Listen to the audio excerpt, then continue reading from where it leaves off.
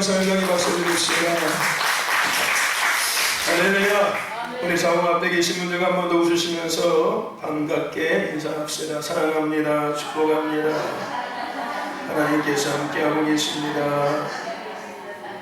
반드시 복되고 번성케 될 것입니다. 회개합시다. 천국이 가까이 왔습니다. 더 깊어집시다. 더 가까워집시다. 더 잘 굽어집시다. 할렐루야. 하나님께서 이 시간 우리 가운데 함께하고 계십니다. 예비하신 은혜를 우리에게 허락하고 계십니다. 아름답게 잘 반응하셔서 누리고 취하시고 시작된 한 주 가운데 부르심과 지으심의 삶을 쉽게 힘있게 넉넉히 감당하는 저와 여러분 거리 신령교 공동체가 되길 축원합니다. 네, 오늘도 죄송합니다. 죄송합니다. 할렐루야. 오늘도 미안합니다. 할렐루야. 네, 5분 뒤에 10분 뒤에 미안할 걸 제가 알기 때문에 미리 앞서서 미안하다고 말씀드리고 말씀을 나누겠습니다. 할렐루야. 아멘. 네, 여러분들이 더 아름답게 성장하시고 성숙하셔서 이 웃음이 끝까지 가시길 축원하고 이 기쁨이 끝으로 가지고 더 충만해지는 그런 성도가 되기를 저는 기도하겠습니다. 할렐루야. 이 웃음이 그냥 사라지는 성도가 아니라 할렐루야.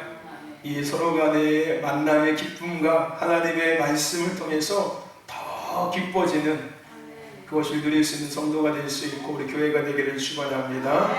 오늘 본문 말씀을 통해서 하나님께서 우리에게 주신 은혜를 함께 나누기를 원합니다. 신약 성경은 누누이 계속 말씀드리지만 말라기 이후에 암흑기를 지나고 구약에서 약속하신 예수 그리스도의 오심을 주제로 시작되어 있습니다. 그래서 우리는 신약 성경을 예언의 성체라는 중심과 관점으로 볼 때 십자가에 죽으신 예수님, 부활하신 예수님, 그리고 승천하신 예수님, 성령의 임하심, 교회의 회복, 즉 성령의 역사와 교회의 회복, 그리고 다시 오신 예수님이라는 주제를 가지고 우리는 계시록까지, 마태복음부터 계시록까지의 말씀을 이렇게 생각해 볼 수가 있습니다. 신약의 첫 번째 책은 마태복음입니다. 마태복음은 왕으로 오신 예수님을 주제로 하고 있습니다. 두 번째 책은 마가복음입니다. 마가복음은 어떤 것을 주제로 하고 있습니까? 아시는 분은 손 들고 맞히시면 카페 상품권을 드리겠습니다. 마태복음은 왕으로 오신 예수님인데 마가복음은 어떤 주제로 이루어져 있습니까?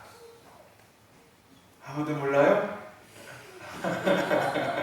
신동수 권사님도 모르시나 보네. 오늘은 금요일날은 세 문제를 맞히시더니 오늘은 못 맞히시네. 이 단순하고 쉬운 문제는 또 못 맞히시네.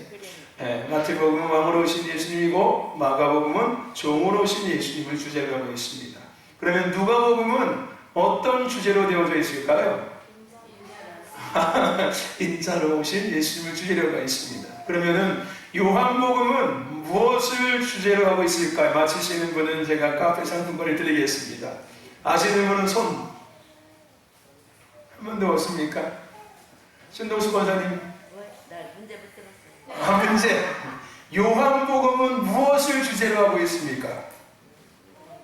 모르죠? 요한복음은 하나님의 아들로 오신 예수님을 주제로 하고 있습니다. 그거 몰라도 괜찮습니다. 그러면은 사도행전을 우리가 오늘 읽었습니다. 사도행전은 어떤 내용일까요? 무엇을 주제로 하고 있을까요? 사도행전은 누가가 기록한 말씀입니다. 누가가 기록한 성경이 사도행전 말고 또 한 가지가 있습니다. 마치 아시는 분은 손 들고 맞춰보십시오. 누가가 기록한 말씀이 사도행전 말고 또 하나가 있어요. 그게 뭘까요? 네, 누가복음입니다.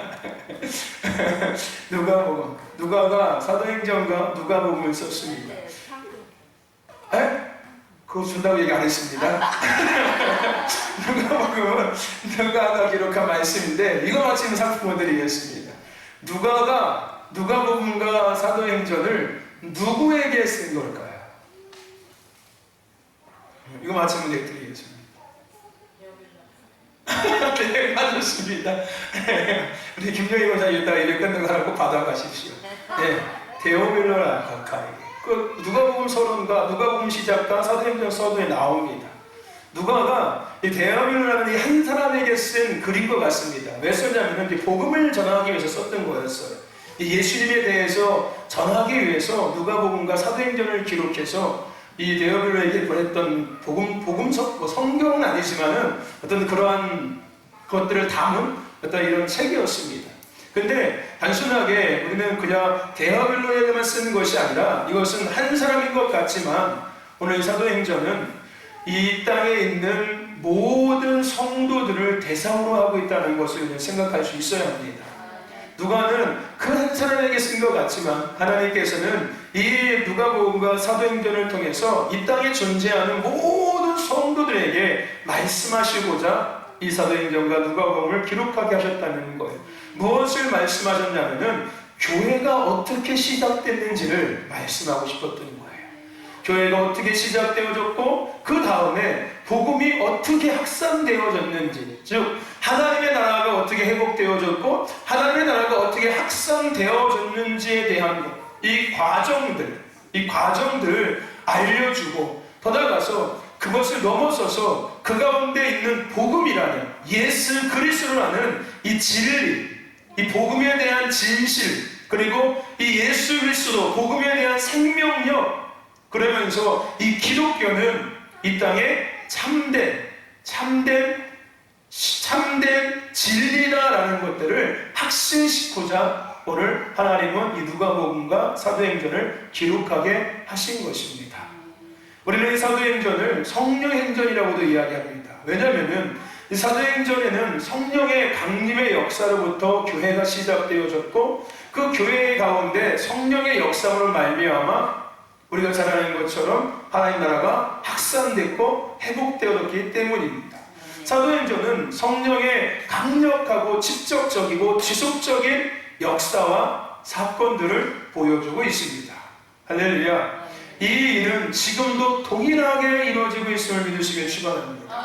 하나님의 교회 가운데 여전히 성령님은 임하고 계시고 초대교회 가운데 임하셨던 역사보다 더 강력한 역사를 지속적으로 지금도 행하고 계심을 믿으시길 축원하고 그 은혜가 우리 신도교회 가운데 있음을 믿으시길 축원하고 할렐루야. 그 주인공이 저와 여러분이 되기를 주의 이름으로 축원합니다. 할렐루야. 이런 사도행전은 세 부분으로서 우리가 나눠서 볼 수가 있습니다. 먼저 1장부터 7장까지는 예수님의 승천에 대한 말씀이 시작됩니다. 그리고 성령의 강림 사건, 그 다음에 시작된 교회, 그리고 복음 전파의 시작이라는 주제가 기록되어져 있습니다. 그리고 8장부터 이제 12장까지는 본격적인 복음의 확산, 하나님 나라의 회복과 확장에 대한 것들이 기록되어져요. 사도들의 사역이 본격적으로 증거되기 시작합니다. 가장 먼저 빌립에 대한 이야기가 등장합니다. 빌립 집사가 사마리아 선교에 대한 그 내용이 기록되어져. 그 다음에 이제 바울이 등장하죠. 바울의 회심. 그리고 그 다음에 이제 이방인이었던 최초의 이방인이 구원받았던 고넬료에 대한 사건이 기록되어집니다. 그리고 나서 이제 베드로의 사역이 등장해요. 유대에서 시작된 복음이 사마리아까지 확산되어져 있는 과정을 8장부터 12장까지 보여주고 있습니다. 그리고 이제 나머지 13장부터 28장까지는 다 바울의 사역이에요. 바울을 통해서 이제 각지로 복음이 확산되어져 가는 과정들을 보여주고 있는 것이 13장부터 28장까지 기록되어져 있습니다. 결론적으로 사도행전 1장 8절 말씀, 그렇죠? 우리가 잘 아는 말씀, 성령이 너에게 임하시면 너희가 권능을 받고 예루살렘과 유대와 사마리아와 땅끝까지 이르러서 내 증인이 되게 하리라 하시라. 이 말씀이 13장부터 28장까지, 아니 더 나쁜 따지면 8장부터 28장까지 기록되어져 있는 거예요. 예루살렘부터 시작된 이 복음이 사마리아까지 땅끝까지 증거되어지고 확산되어지는 과정을 8장부터 28장까지 보여주고 있는 것입니다. 지금도 여전히 그 복음은 확산되어지고 있고, 여전히 하나님 나라는 회복되어지고 있고, 여전히 하나님의 그 나라가 확장되어지고 있습니다. 할렐루야. 사도행전 29장이 써지고 있다는 거예요. 할렐루야. 아멘. 사도행전 30장도 써지고 있을지 모릅니다. 할렐루야. 아멘. 아멘. 오늘 우리 신덕교회와 저 여러분들도 그 사도행전 29장, 30장, 31장 계속 써져가고 있는 성령의 역사, 하나님의 역사, 나라 학장의 이 역사에 기록되어지고 있기를 주님 축원합니다. 할렐루야. 주인공이 되시기를 주님 축원합니다. 할렐루야. 지난 사랑하는 양손 들고 아멘. 김은찬하고 최정자 권사님 두 분이 싫다고 얘기했어요. 두 분이서 예배 끝나고 손 잡고 짧기도 하고 가십시오. 반드시 좋아질 때까지. 싫어졌다고 했으니까 좋아질 때까지 두 분 짧기도 하고 가십시오. 그 얘기는 우리 은찬이하고 권사님 반드시 기도하셔야 돼요. 아시겠죠? 분명한 이유가 있습니다. 네? 분명히 오늘 이 사건 말고도 은찬이하고 권사님은 반드시 손 붙잡고 기도해야 될 이유가 있어요. 사모님은 알고 있고 저도 알고 있고 우리 식구들은 알고 있어요. 왜냐면 은찬이가 얘기해줬기 때문에. 그러니까 그게 궁금하시면 물어봐요. 사모님한테 도대체 목사님 얘기한 게 뭐래요? 아마 알게 될 겁니다. 그러면 아마 아주 놀라운 일이 생길지도 모르니까 제가 여기서 말하기는 조금 부끄러운 거니까 개인적으로 한번 가서 물어보시고 짧게 들으면 시작하시길 바랍니다. 둘이 아주 잘 만나셨네. 그래요. 아멘. 근데 우리가 결론적으로 이 사도행전을 통해서 첫 번째 우리가 교회 시작이라는 것과 그 교회의 원동력, 즉 힘이 무엇인지에 대한 것들을 생각해 볼 수가 있습니다. 여러분, 교회의 시작은 예수 그리스도입니다. 그리고 그 교회의 힘은 하나님의 말씀입니다. 할렐루야. 아멘. 그리고 두 번째는 복음의 확산에 대한 것들을 우리는 생각해 볼 수가 있습니다. 복음의 핵산은 성령의 역사부터 시작되어졌습니다. 그리고 부르심의 성취가 결국은 복음의 확산이라는 결과를 만들어낸 겁니다. 우리가 부르심을 감당해내면 낼수록 하나님의 나라는 회복되어지는 것이고 하나님의 나라는 확산되어지는 것이고 복음은 확산되어진다는 거예요. 할렐루야. 우리가 부르심대로 살아간다는 것이 얼마나 중요한지를 우리는 잊지 말아야 합니다. 아멘. 개인의 부르심을 감당할 때 개인을 통해서 나라가 회복되어지고 복음이 확산되어지는 거고요. 더 크게 교회가 부르심을 감당할 때 이 지역 가운데, 도시 가운데, 먼저는 보이지 않는 영역 가운데, 나라와 민족과 열방 가운데 복음이 확산되어지는 거예요. 하나님 나라가 회복되어지고 확산되어지는 겁니다.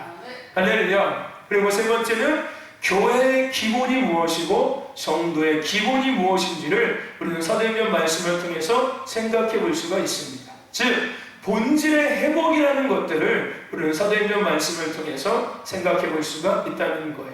그 중에서 오늘 우리에게 주신 사도행전 15장 말씀은 바울을 통해서 앞서도 말한 것처럼 바울을 통해서 각지로 복음이 확산되어지는 과정 중에서 바울이 1차 전도 여행을 마칩니다. 그리고 예루살렘으로 돌아옵니다. 그리고 1차 전도여행에 있었던 많은 것들을 오늘 예루살렘 공회에 보고하는 내용이 기록되어져 있습니다. 오늘 우리는 이 본문 말씀을 통해서 첫 번째 성도의 기본이 무엇인지를 함께 나누기를 원합니다. 그리고 이러한 기본이 지켜지지 않을 때 깊어지고 가까워지고 바르게 세워진다는 거리가 멀 뿐 아니라 우리의 신앙이 시간이 지날수록 더 나빠지는 결론에 도달하게 됨을 생각할 수가 있습니다. 기본이 지켜지지 않을 때 왜 우리가 시간이 지나면 지날수록 교회를 다니면 다닐수록 더 아름다워져야 되고 더 믿음이 성숙해져야 되고 성장해져야 되는데 왜 시간이 지나면 지날수록 우리의 믿음이 더 변질되어지고 더 약해지고 오히려 나빠지는지에 대한 결론, 성도의 기본이 지켜지지 않음을 통해서 나타나는 결론이라는 거예요. 그럼 반대로 오늘 성도의 기본이 지켜질 때 반대로 우리는 더 깊어질 수 있고 더 가까워질 수 있고 더 아름답게 세워질 수 있다는 것도 생각할 수 있어야 합니다. 할렐루야. 그러므로 오늘 본문을 통해서 우리는 시간이 지날수록 더 깊어지고 할렐루야 더 가까워지고 세워짐을 위해서 확인해야 되고 제거해야 되며 멀리해야 되는 성도의 기본, 믿음의 기본, 신앙의 기본이 무엇인지를 함께 생각해 보기를 원합니다. 오늘 본문 말씀의 전체적인 내용은 이렇습니다. 1절부터 5절까지는 이방인의 할례 문제에 대한 말씀이 등장합니다. 이방인의 할례에 대한 문제. 바울이 1차 전도 여행을 마치고 돌아왔을 때 안디옥 교회에는 율법과 할례 문제 때문에 많은 논쟁, 많은 문제들과 많은 다툼이 일어나고 있었습니다.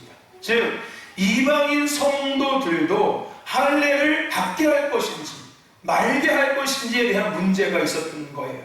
근데 이 문제는 정말 중요한 문제였습니다. 왜냐하면 이것은 정통성과 하나됨에 대한 문제였기 때문에 그래요.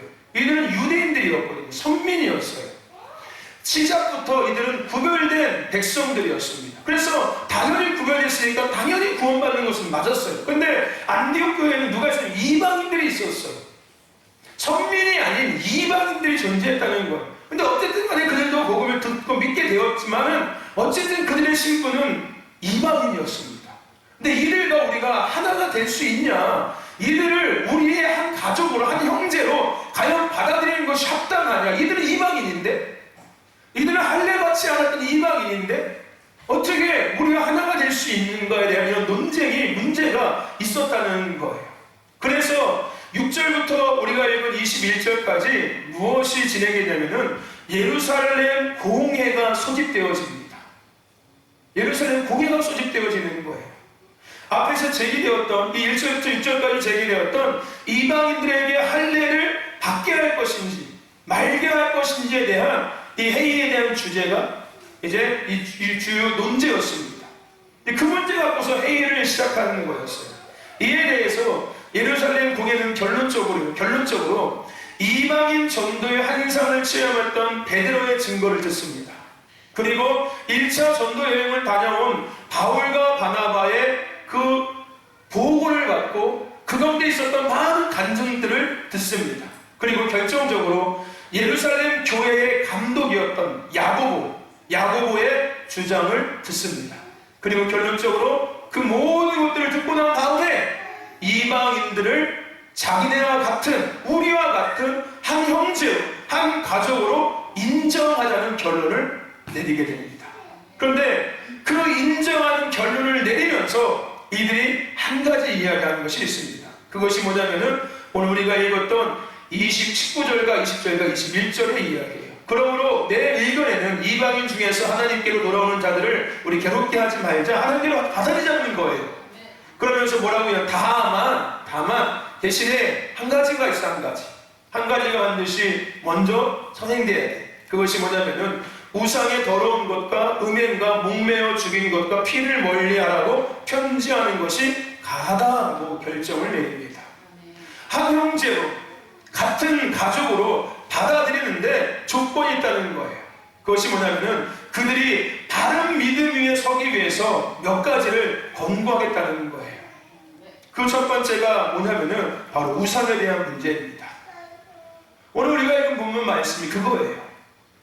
오늘 본문에서 우리는 앞서 나눈 것처럼 성도의 기본이 뭔지, 더 나아가서 지속적인 바른 신앙의 성장을 위해서 반드시 확인해야 되고 늘 확인해야 되며 또다시 제거해야 되고 또다시 널리해야 될 것이 뭔지에 대해서 이야기하고 있는 거예요. 그 첫 번째가 뭐라고요? 우상이라는 거예요.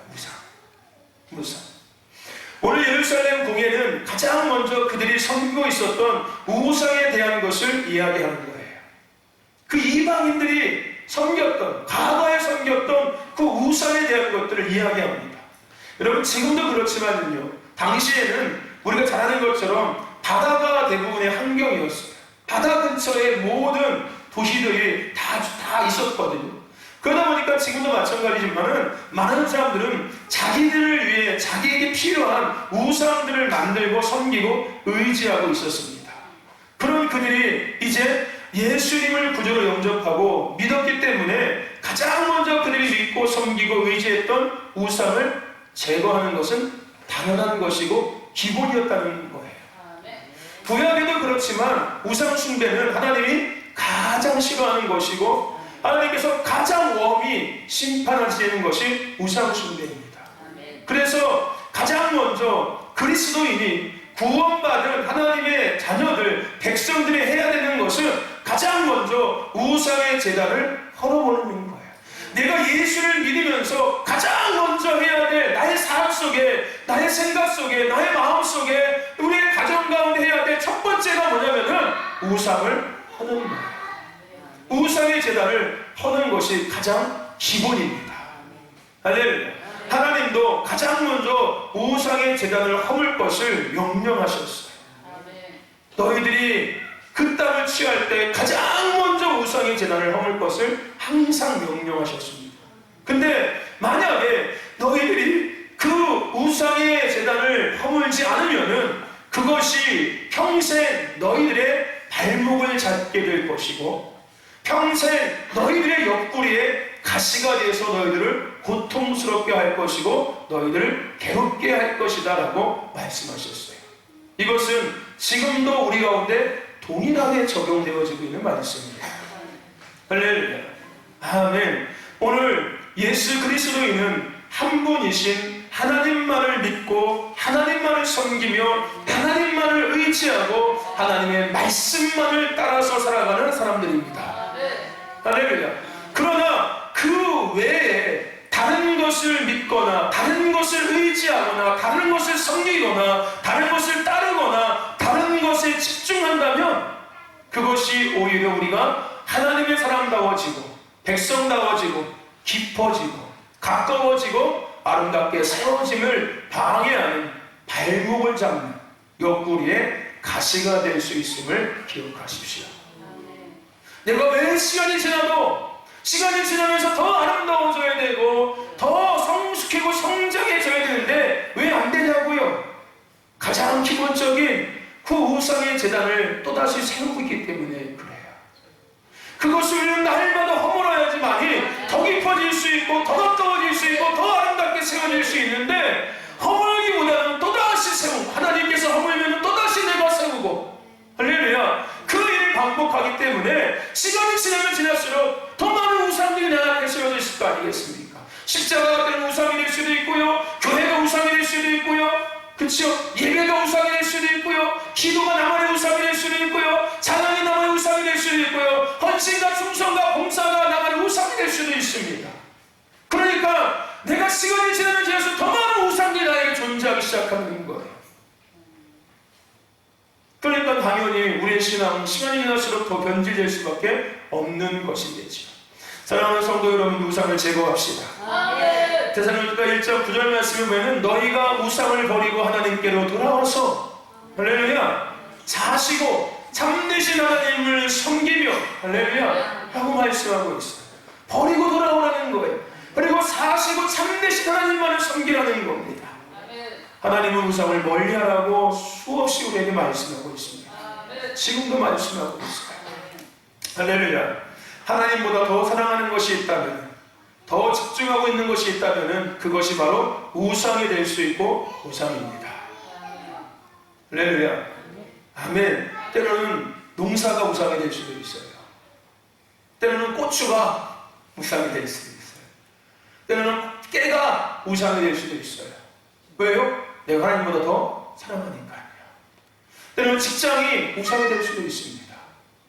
할렐루야. 아멘. 뭘 하겠으면 내가 고추 따서 교회 못 옵니다. 이거는 우상이 된 거예요, 이미. 그죠, 여러분들? 그렇지 않겠습니까? 너무 과한 표현입니까? 내가 고추 따 때문에 하나님한테 못 온다며요. 하나님보다 더 사랑하고 내가 더 집중하고 더 우선순위 여기고 있는 거잖아요. 그게 여러분 우상이에요. 우상이라는 것이 그냥 우리가 과거에 생각했던 그런 무슨 나무떼기 세워놓고 돌 쌓아놓고 항아리 이런 것만 우상이 아니라 그것도 우상이지만 이 시대의 우상은 지금 그런 거 없지 않습니까, 여러분들? 그죠? 이 시대의 우상은 내가 하나님보다 더 집중하고 지금 살아가고 있는 거, 때로는 운동도 우상이 될 수 있어요, 여러분들. 할렐루야. 취미생활도 취미를 넘어서는 것은 우상이 될 수 있어요. 할렐루야. 아멘. 요즘 아이들은 핸드폰이 우상이에요. 핸드폰이. 스마트폰이 우상입니다. 네. 요즘 아이들은 스마트폰이 우상이에요. 근데 여러분들 또 아이들도 요즘 우상이지 않습니까? 오히려 언론에서 얘기해요. 그죠? 10대들의 우상 누구. 요즘에 아이돌 누가 가장 인기 많니 얘들아? 남자 그룹은 누가 최고 인기 많아? 소정아. 유정이가 잘 알겠다. 유정아 남자 아이돌 그룹 누가 최고 인기 많아? BTS? BTS. 그 BTS를 얘기할 때 언론에서 뭐라고 이야기합니까? 10대들의 우상 BTS가 뭐 빌보드 차트 1위를 했습니다. 뭐 이렇게 얘기해놨습니다. 그럼 여자 아이돌은 누가 가장 인기가 많니? 할까요? 여자 아이돌은 누가 가장 인기가 많니? 유정아. 유정아. 누구야? 소녀시대? 소녀시대 옛날 애들인가? 언더걸스? 막 이런 거? 여러분, 하나님보다 내가 더 집중하고 있는 것, 그게 이 시대의 우상들이에요. 물론, 전도리가 뭐 본론적으로 표현한다면 하나님보다 더 사랑하고 있는 게 우상입니다. 내가 자녀를 사랑한다면 하나님보다 더 사랑한다면 그게 우상이에요, 여러분들. 미안하지만, 죄송하지만. 그렇죠? 근데 그거 조금 더 나아가서 사랑하는 것 전에 그거 다 말고 내가 집중하고 있는 것, 하나님보다 내가 더 집중하고 있는 것, 그게 여러분에게 우상이 될 수도 있고 우상이기도 합니다. 근데 이것을 누가 싫어한다고요? 하나님이 싫어하신다. 하나님이 싫어하는 걸 떠나서 나에게 어떤 영향이 미쳐지게 된다고요? 내가 더 깊어지고 내가 더 가까워지고 내가 더 아름답게 나의 믿음이 더 건강하고 아름답게 세워지는 것에 발목을 잡고 가시가 되어서 끝없이 고통스럽게 만들고 아프게 만들고 번민하게 만들고 갈등하게 만들고 고민하게 만드는 요소가 될 수밖에 없다는 거예요. 그러다 보니까 시간이 지날수록 나의 믿음은 더 변질되어지고 더 약해지고 더 흔들릴 수밖에 없게 된다는 겁니다. 여러분, 우상을 제거하시길 주의 이름으로 축원합니다. 할렐루야. 아멘. 이것은 특별한 것이 아니에요. 이건 가장 기본적인 겁니다. 예수 그리스도인이, 예수를 믿는 그리스도인들이 가장 기본적으로 해야 될 것이 우상을 제거하는 거예요. 할렐루야. 오늘 여러분들 이 시간 우상을 제거하시길 축원합니다. 보이지 않는 우상, 또 보이는 우상 제거하세요. 여러분, 집에도 우상이 있을 줄 몰라요, 여러분들. 그죠? 뭐 소름날 이사 가야 돼, 뭐 이런 것들. 그죠? 아침에 일어나면 뭐 이렇게 해야 돼, 뭐 이런 것들. 예? 식전에 반드시 난 이걸 해야 돼, 뭐 이런 것들 있지 않습니까? 그죠? 이런 것들 다 제거하시기를 주님 축원합니다. 할렐루야. 하나님 앞에 먼저 예배해야죠. 하나님 앞에 먼저 기도하고 성령이 오늘도 나의 삶을 앞서 인도하여 주실 때 내가 깨워서 잘 반응하게 하시고 하나님의 이름과 영광을 드러내는 삶이 되게 하여 주옵소서. 이렇게 기도하고 하루를 시작해야지. 할렐루야. 뭐 이상한 행위하고, 할렐루야, 나 아침에 일어나서 화장실 반드시 갔다 와야 돼요. 그래야 하루가 잘 풀려. 뭐 이렇게 하면 안 돼요, 여러분들. 그게 우상 숭배하는 거하고 똑같은 거예요, 여러분들. 무슨 얘기인지 아십니까? 나는 아침에 반드시 일어나면 뭘 해야 돼. 이런 것들 기도하시길 주님 축원합니다. 우상을 제거합시다. 할렐루야. 그래서 우리 신앙이 더 깊어지고 더 가까워지고 더 아름답게 세워지시길 주님 축원합니다. 또 하나, 오늘 두 번째 이 본문에서 오늘 이 예루살렘 공예가 결정한 내용과 한 가지 또 한 가지 권고하는 것이 뭐냐면은 옛습관을 벗을 것을 이야기합니다. 다만 우상의 더러운 것과 음행과 목매어 죽인 것과 피를 멀리하라고 편지하는 것이 가능. 이게 이들의 습관이었거든요. 옛습관들이었어요. 음행하는 것, 또 피 막 잡아서 피를 흘리게 해가지고서 막 이런 행위들, 이게 다 옛습관들이었거든요. 오늘 예루살렘 공예는 두 번째로 그들이 행했던 옛습관에 대한 것을 지적하고 이야기하고 있습니다. 그들은 앞서서 나눈 것처럼 우상을 섬기며 우상을 따르는 삶을 살았던 사람들이었습니다. 그러므로 그들에게는 하나님의 문화, 하나님을 위한 행동과 습관들이 아니라 우상을 위한 행동과 우상을 위한 삶의 습관들이 많이 있을 수밖에 없었습니다. 가장 먼저는 생각의 영역에 있을 것이고, 두 번째는 마음의 영역에 있었을 것이고요, 세 번째는 행동, 삶의 영역에 있었을 것입니다. 이런 것들을 제거하는 거예요. 이런 것들을 멀리하는 겁니다. 내 생각 속에 있는 옛 습관들, 옛사람의 생각들, 내 마음에 있는 옛사람의 마음들, 나의 삶에 여전히 존재하고 있는 옛사람의 행위들, 옛사람의 가치들, 옛사람의 문화들, 이런 것들을 철저히 다 제거하고 멀리하라는 겁니다. 왜요? 그것이 그들이 바른 믿음으로 성장하는 것에 방해 요소가 될 수밖에 없다는 거예요. 할렐루야. 아멘. 유대인들은 오직 여호와 하나님 한 분만을 섬기는 자들이고 오직 하나님의 말씀대로 살아가는 사람들인데, 할렐루야. 아멘. 이들은 이방인들이었잖아요. 그죠? 정통적인 할례받은 조상 때부터 계속 대대로 이어온 선민이 아니라 세상에서 우상을 섬기다가 하나님의 은혜로 구원받아서, 그죠? 그리스도인 믿던 사람들이잖아요. 그러니까 이들의 생각에는 지극히 세상적인 생각이 가득했을 것이고 이들의 마음의 반응은 지극히 세상적인 것에 반응하는 것이 가득했을 것이고요. 이들의 삶의 기준과 가치관과 문화는 지극히 우상을 섬겼던 기준과 가치관과 문화 앞에 세워져 있을 거라는 거예요. 그 옛 습관들을 뭐해라? 멀리하고 제거하라는 거예요. 골로새서 3장 5절 10절 말씀에 보면은 이 내용에 대해서 정확하게 다시 설명해 주고 있습니다. 그러므로 땅에 있는 지체를 죽이라. 곧 음란과 부정과 사욕과 악한 정욕과 탐심이니 탐심은 우상 숭배입니다. 이것들로 말미암아 하나님의 진노가 너희에게 임하느니라. 너희도 전에 그 가운데 살 때에는 그 가운데서 행하였으나 이제는 너희가 이 모든 것을 벗어버리라. 곧 분함과 노여움과 악이야 비방과 너희 입으로부터 나오는 부끄러운 말이라. 이 모든 것들을 다 벗어버리라는 거예요. 과거에는 너희들 그렇게 살았다는 거예요. 하지만 이제는 너희는 그런 자들이 아니라는 거예요. 할렐루야. 너희가 서로 거짓말을 하지 말라. 옛사람과 그 행위를 벗어버리고, 할렐루야. 너희는 이제 새 사람을 입었으니 이는 자기를 창조하신 이의 형상을 따라 지식에까지 새롭게 하심을 입은 자니라.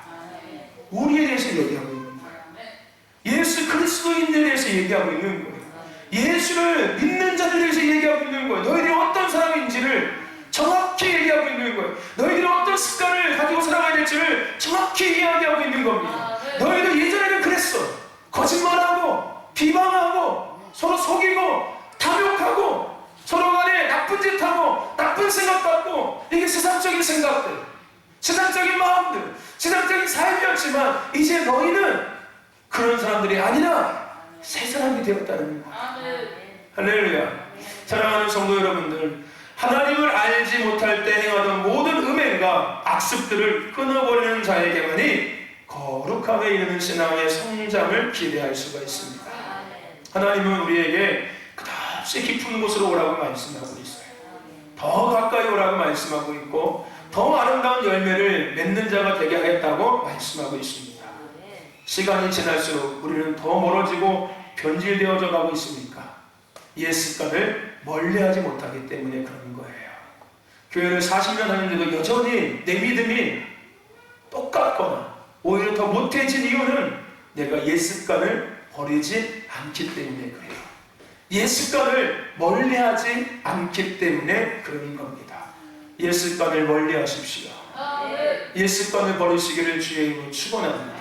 이제 새 사람이 되었으니 성도답게 기본적으로 옛 습관을 버리시고 멀리하고 시간이 지나면 지날수록 더 깊어지고 더 가까워지고 더 아름다워지기를 축원합니다.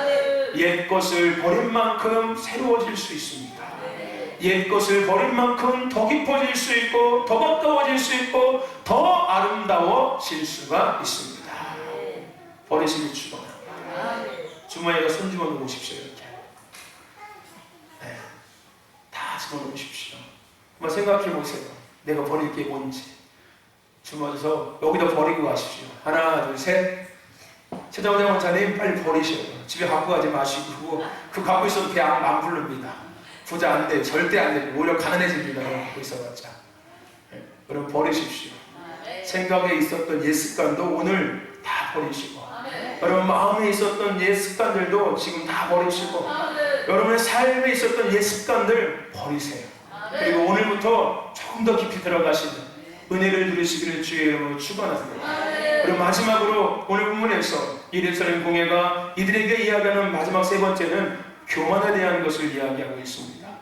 베드로전서 5장 5절 말씀에 하나님은 교만한 자들을 대적하시고 겸손한 자들에게 은혜를 주시리라고 말씀하고 있어요. 교만과 겸손에 대한 것을 이야기하고 있거든요. 하나님은 교만한 사람들을 대적하신대요. 그리고 겸손한 자에게는 은혜를 베풀어 주신다는 겁니다. 여러분, 교만은 뭘까요? 교만이 뭔지 아는 사람 손들면 맞히시면은 카페 상품 보내드리겠습니다. 교만이 뭔지 아시는 분 맞춰보십시오. 교만이 뭘까요, 여러분들? 한결아, 교만이 뭘까? 신동수 목사님 잠시 후에 알겠습니다. 한결아, 교만이 뭘까? 뭐라? 올라가 있는 거? 자, 신동수 목사님 기회가 왔습니다. 신동수 학생, 네, 맞춰보십시오. 정답은? 내가 최고라니까. 그럼 똑같은 얘기네요. 교만이 뭘까요, 여러분들? 맞춰보십시오. 우리 우승생인데, 네? 그죠?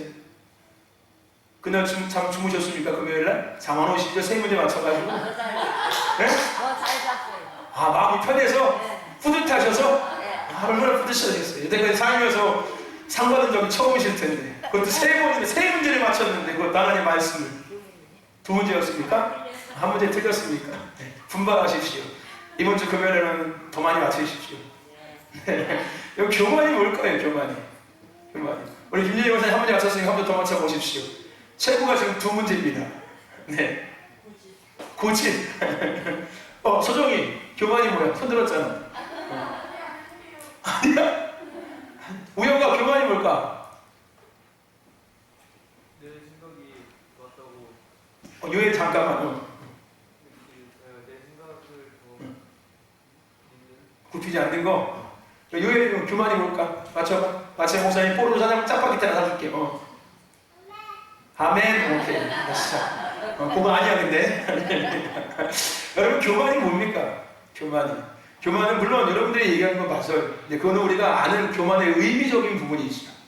하나님께서 말씀하시는, 하나님께서 대적하신다고 말씀하시는 교만에 대한 것이 뭐냐면요, 하나님의 말씀을 듣지 않고 따르지 않는 것이 교만이에요. 여러분들. 교만하니까 하나님의 말씀을 안 듣는 거예요. 교만하니까 하나님의 말씀을 따르지 않는 거예요. 교만하지 않는다면 하나님의 말씀을 듣거든요. 교만하지 않으면 하나님의 말씀을 따르거든요. 그러니까 반대로 겸손은 과연 그럼 뭘까요, 여러분들?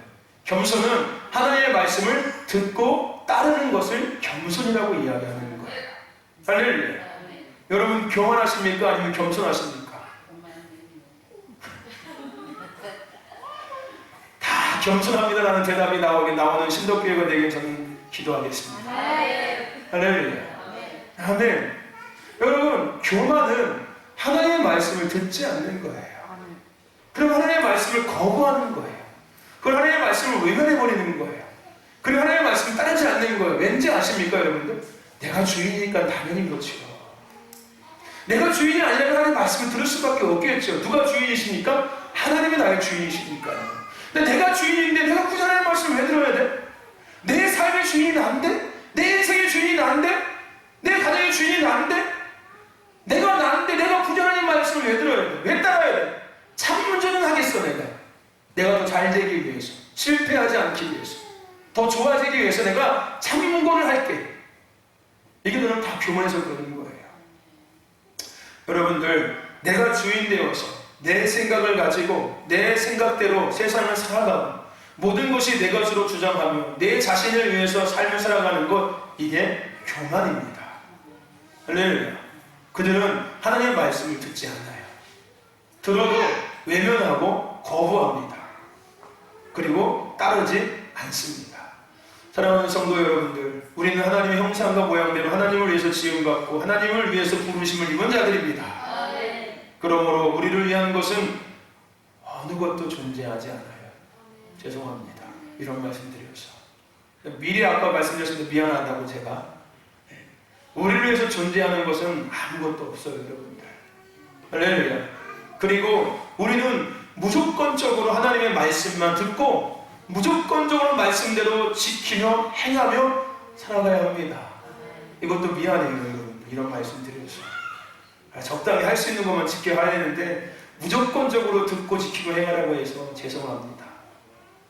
그리고 우리가 이처럼 지으심과 부르심대로 하나님의 말씀을 듣고 그 말씀만 따라 하나님만을 살아갈 때 대신에 좋은 게 있어요, 여러분들. 무조건적으로 우리 것이 아무것도 없고 우리는 무조건 하나님의 말씀을 듣고 따르고 지켜 생각하는데 그 대신에 그렇게 살아갈 때 아주 놀라운 것이 있습니다. 우리가 가장 가치 있는 존재가 되고 가장 빛나는 존재가 되며 우리는 이 땅에서 가장 기쁘고 가장 행복하고 가장 안전하고 가장 건강한 삶을 살아가며 누릴 수 있게 됩니다. 좀 덜 미안하겠죠 제가? 앞에 것만 얘기하면 제가 미안한데 뒤에 거 얘기해가지고 조금 괜찮은 것 같아요. 덜 미안한 것 같습니다. 저와 여러분들, 교만은 패망의 선봉이며 넘어짐의 앞잡이라고 잠언서에서 이야기합니다. 교만함을 버리고 주님 앞에, 말씀 앞에 엎드리는 겸손함이 우리의 신앙을 더 깊은 곳으로 이끌어갑니다. 더 하나님 앞에 가까이 우리를 이끌어갈 수 있고 우리의 신앙을 더 아름답게 세워질 수 있습니다. 오늘 교만을 버리십시오. 교만을 멀리하시고 겸손을 취하십니다. 성도의 기본이 할렐루야 하나님의 말씀을 듣는 따르는 겸손함을 취하시고 시간이 지나면 더 깊어지고 더 가까워지고 더 아름답게 세워지는 은혜를 누리시기를 주의 이름으로 축원합니다. 결론적으로 여러분들 한번 생각해 볼까요? 저는 요즘에 그런 생각했어요. 기본이 특별한 것이 되어버린 시대 속에서 살아가고 있구나. 기본이었던 것이 가장 기본적인 것들이 이제는 특별한 것이 되어버린 시대. 지금 우리가 그런 시대에서 살고 있습니다. 생각해 볼래요, 여러분들? 여러분, 물 먹는 것도 특별하게 여러분들 생각하시죠? 그렇죠, 여러분들? 하루에 얼마를 먹어야 된대. 이만큼을 2리터를 반드시 먹어야 되는데. 여러분, 옛 과거에 물 먹는 게 특별한 거였습니까, 여러분들한테? 여러분, 인간의 삶에 물을 챙겨 먹는 것이 삶의 문화가 있었습니까? 그런 거 없었어요. 당연히 물 먹는 거고, 물 먹는 것까지 신경 쓰면서 먹었습니까, 여러분들 과거에? 그런 거 아니었지 않습니까?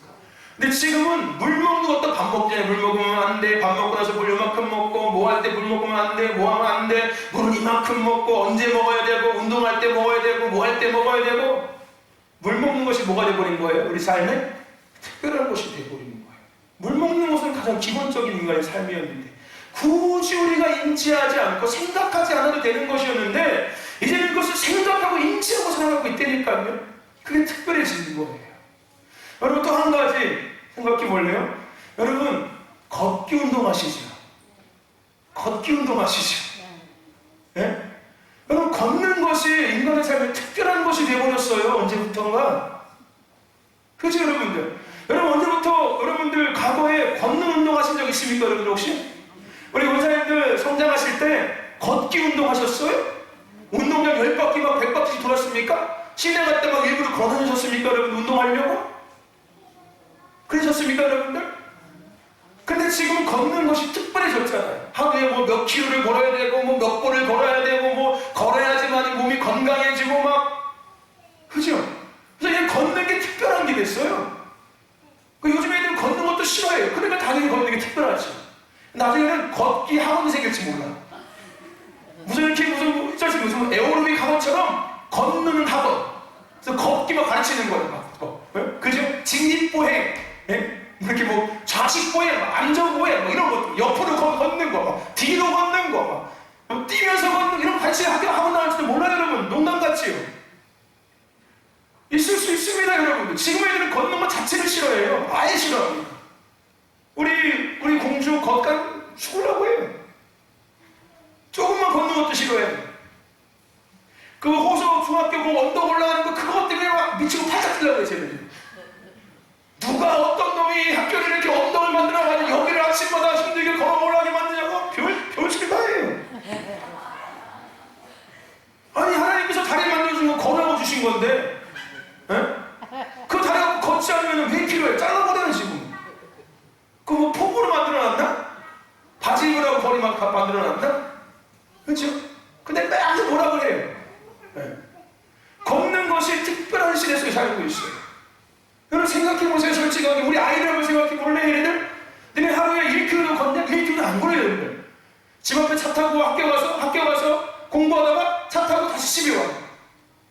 그나마 뛰놀 때 잠깐 교실에 운동 뛰는 줄 알지? 걷는 게 아예 없어요. 그러니까 내가 한 가지 말씀드릴까요, 여러분들? 왜 요즘 시대 여자들이, 이 여성 비하가 아닙니다. 예? 비하가 아니에요. 여성들 왜 힘이 큰지 아십니까? 왜 힘이 큰지 알아요? 걷지 않아서 그래요, 여러분들. 걷지 않아서 힘이 큰 겁니다.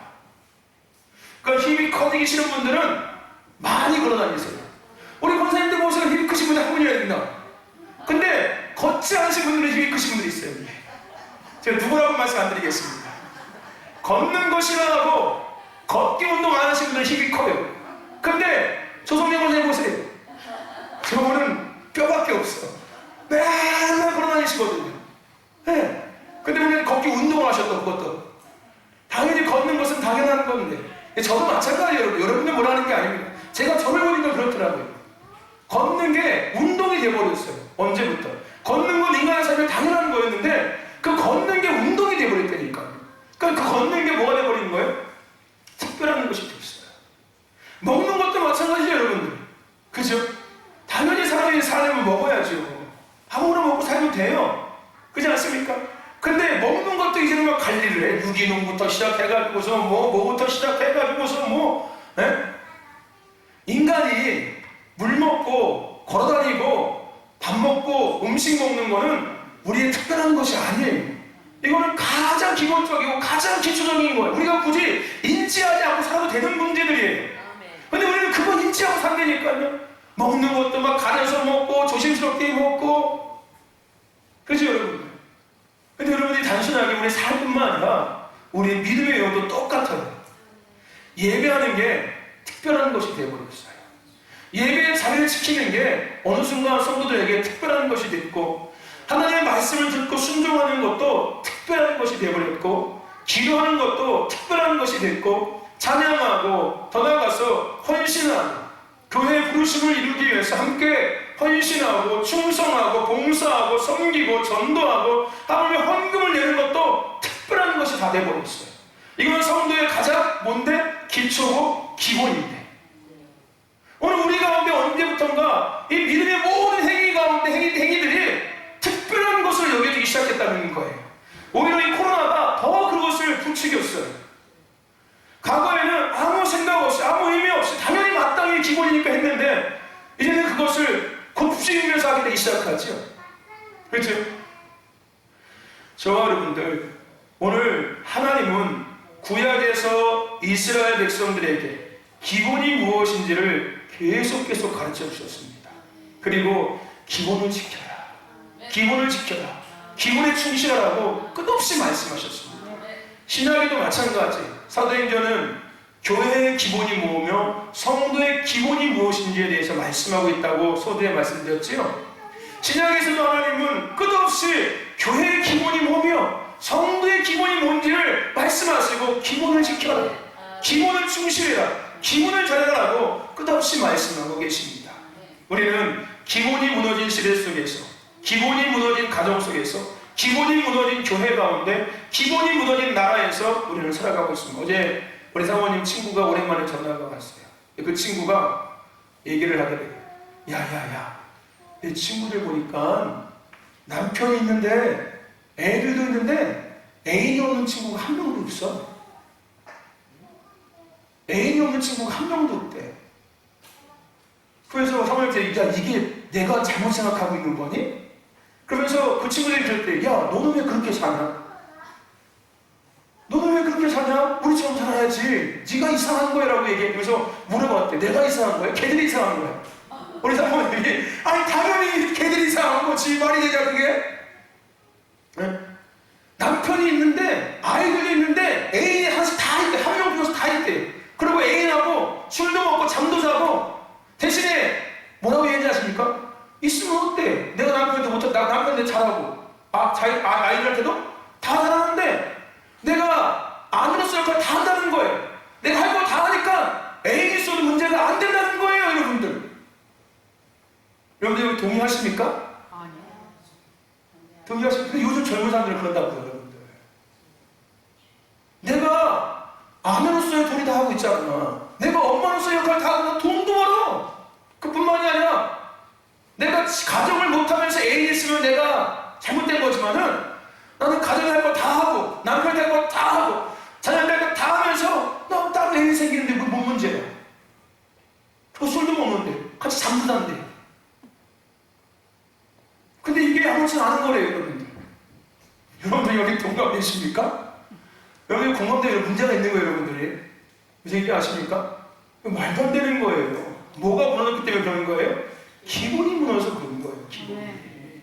그러면 그게 어찌 말이 안 됩니까, 여러분들? 그럼 살지 말지. 그 애인하고 살지. 그렇지 않습니까, 여러분들? 그게 뭐 하는 짓이에요? 근데 그게 결국은 자녀들이 똑같이 배운다니까요.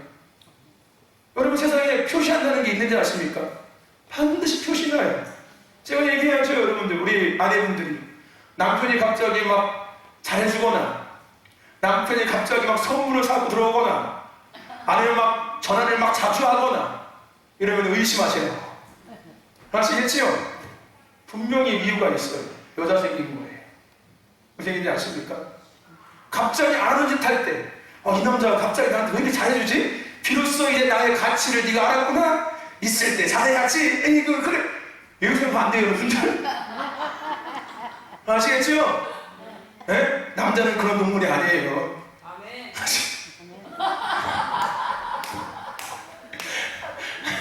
그냥 남자는 남자예요, 여러분들. 남자는 남자의 역할을 감당하고 살아가는 게 남자예요. 할렐루야. 대신에 마음으로 생각하고 있겠지요. 늘 고맙고, 늘 함께해서 고맙고, 미안한 마음과, 그죠?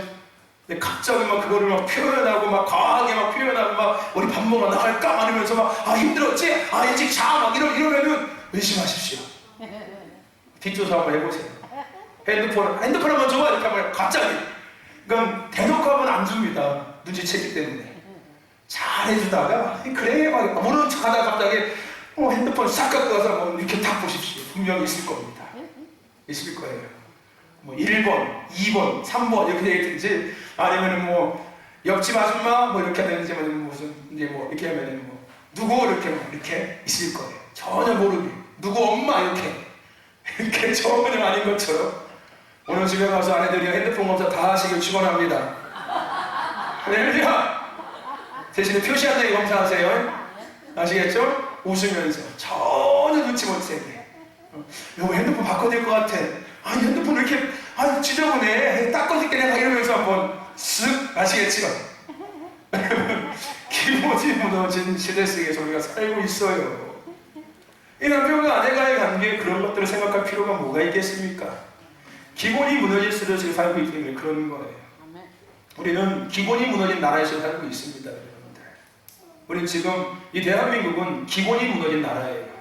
상식과 도덕과 가장 기본이라고 얘기하는 질서, 법, 정의, 공의가 없어진 나라에서 우리는 살고 있습니다.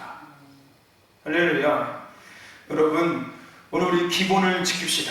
할렐루야. 기본이 특별한 게 아니에요. 이건 가장 기본적인 겁니다. 기본을 회복하시길 축원합니다. 기본에 충실합시다. 오늘 우리에게 주신 말씀처럼 우상을 버리고 옛 습관을 버리고 할렐루야. 교만을 버리시고 기본을 회복하시길 축원합니다. 그러므로 시간이 지날수록 더 깊어지고 더 가까워지고 더 아름답게 성장하고 세워지는 복 있는 자들, 번성케 하는 자들 교회가 되기를 주님 축원합니다. 합시다.